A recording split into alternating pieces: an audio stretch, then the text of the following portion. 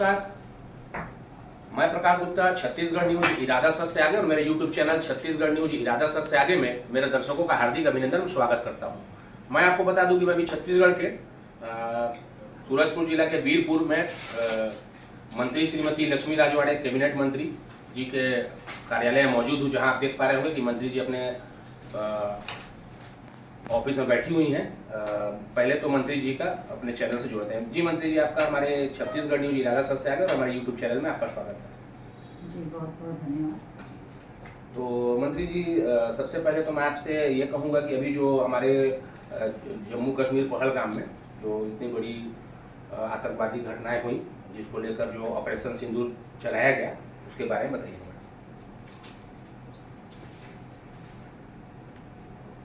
अभी कुछ दिन पहले पहलगाम में हुए आतंकी हमले जिस महिलाओं का सिंदूर उजाड़ा गया, ऐसे बहुत सारे जोड़े नए नए थे जो घूमने के लिए गए हुए थे। किसी का शादी हुए 2 दिन हुआ था, किसी का सप्ताह भर हुआ था, लेकिन वहाँ जाने के बाद उनको पता नहीं था कि ऐसी घटनाएं होंगी।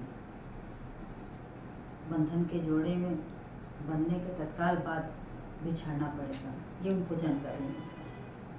लेकिन वहाँ आतंकवादी ऐसे बड़ी घटना को अंजाम दिए। उस घटना के बाद लगातार हमारे देश के सचिव प्रधानमंत्री नरेंद्र मोदी जी, गृह मंत्री जी, केंद्रीय गृह मंत्री जी और सशस्त्र बल के सेनानी, जल सेना, थल सेना और वायु सेना के अधिकारी का लगातार बैठकें होते हैं।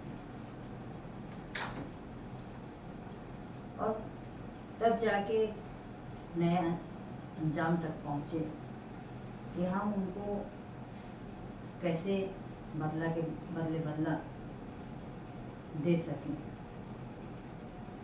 तो वही हुआ। बीती रात कल पाकिस्तान के 9 आतंकवादी ठिकाने पे हमारे भारत देश के तीनों सेना ने जो हल्ला बोल दिया, जो उनके ठिकानों को ध्वस्त कर दिया और ये नाम दिया गया ऑपरेशन सिंदूर। कहीं न कहीं इन माताओं को, हालांकि उनकी पीड़ा आज भी वैसे ही है और जीवन भर ही रहेगी, लेकिन उस घटना में जितनी महिलाओं का सिंदूर उजड़ा था, इसलिए वो कल की जो बीते रात में जो 9 ठिकानों पे हमला किया गया, तो उसे ऑपरेशन सिंदूर का नाम दिया गया। और कहीं ना कहीं मैं मानती हूँ कि ये बहुत बड़ा निर्णय रहा। हमारे सशस्त्र बल के सेनानी पूरे साहस के साथ, पूरे धैर्य के साथ इस अंजाम को पूरा कर पाए। और जैसा कि मंत्री जी अभी सुशासन तिहार चल रहा है, जिसको लेकर, और मोर द्वार मोर सरकार, जिसको लेकर आप भी जो है कई जगह जा रही हैं, और उसमें क्या कहेंगी, बताइएगा। जी लगातार अब सुशासन तिहार चल रहा है। 8 तारीख से लेके 11 तारीख तक आवेदन आने के दिन थे। 1 महीने पहले का विषय है। आवेदन आए, माननीय मुख्यमंत्री जी के द्वारा सुशासन तिहार चलाया गया, ग्राम स्तर पे अधिकारी बैठाए गए और आवेदन प्राप्त हुए। आवेदन प्राप्त के बाद ये 3 चरणों में होना था। और कहीं ना कहीं सुशासन तिहार उन आम जनता की जो समस्याएं हैं, जो ऑफिसों के दफ्तर भटकते हैं, टेबलों पर चक्कर काटते हैं, कार्यालयों पर चक्कर काटते हैं, उनके लिए कहीं ना कहीं ये सुशासन तिहार सार्थक साबित हो रहा है, क्योंकि लोगों को अपनी शिकायतों को भी दे रहे हैं, मांग को भी उपलब्ध करा रहे हैं। तो बहुत सारे ऐसे विषय हैं जो सुशासन तिहार के माध्यम से पूरा होता नजर आ रहा है और पूरा हो रहा है। आज हमारे सम्माननीय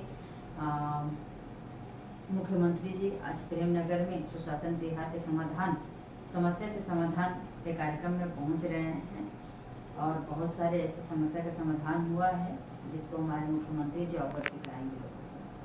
और मंत्री जी, एक सवाल और मेरा रहेगा, जैसे कि आप महिला बाल विकास मंत्री भी हैं, तो जी आप लोग का 15 महीने का सरकार हो गया, और जो आंगनबाड़ी की जो स्थिति अभी कुछ सुधर रही हैं और सुधार आने का जरूरत है, तो उसमें आप लोग क्या आगे की रणनीति रहेगी? देखिए, लगातार अपने विभाग को दुरुस्त करने के लिए योजनाएं बना रहे हैं, अधिकारियों की बैठकें ले रहे हैं, जिला स्तर पे निरीक्षण करने भी जा रहे हैं, कुछ औचक निरीक्षण भी हो रहा है। कहीं न कहीं महिला बाल विकास विभाग बिगड़ा हुआ था, लेकिन अपन पूरी तरह से उसको दुरुस्त करने के लिए लगातार योजनाएं बना रहे हैं।